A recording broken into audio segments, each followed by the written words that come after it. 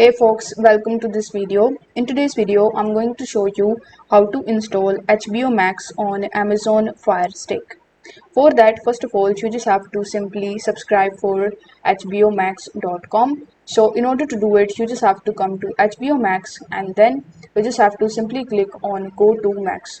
After that, you just have to select your subscription plans and provide your details like your email address, your password, and some of your payment details, and you just have to subscribe for the plan. Now, once you have the HBO Max premium plan, you just have to click on this find icon on your Amazon Fire TV stick, and then you just have to use this search bar where you need to search for Max or the HBO Max. Once you are able to find the Max application in the apps and games, you just have to simply tap on it, then select the download button and download it in your device. Now it will take some time in order to download it, so you just have to wait patiently. Once it is downloaded and installed successfully, you just have to tap on the open button in order to open it.